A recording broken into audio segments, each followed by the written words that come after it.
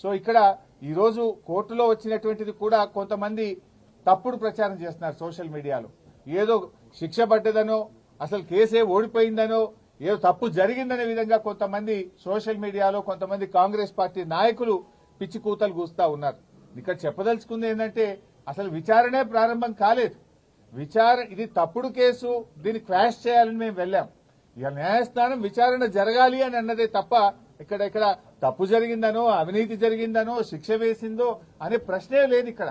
కానీ కొంతమంది ఏంటంటే ఏదో తప్పుడుగా సోషల్ మీడియాలో ప్రచారం చేస్తూ ఒక గోబల్స్ ను ఒక తప్పుడు వార్తని ప్రచారం చేసే ప్రయత్నం చేస్తున్నారు. అటువంటి వాళ్ళు అది మానుకుంటే మంచిదని కూడా మేము వారికి హితవు పలుకుతా ఉన్నాం. సో ఈ రోజు తప్పకుండా మేము సంపూర్ణమైన విశ్వాసంతో ఉన్నాం. ఇది ఒక తుఫైల్ కేసు. మా ఆర్ఎస్ ప్రవీణ్ చెప్పినట్టు ఇది 100% తుఫైల్ కేసు. ఫైనల్ గా ఇందులో ఎలాంటిది కూడా బయటకు వచ్చేది లేదు. అసలు ఒక రూపాయి రాష్ట్ర ప్రభుత్వ ఖజానా నుంచే పోయింది లేదు.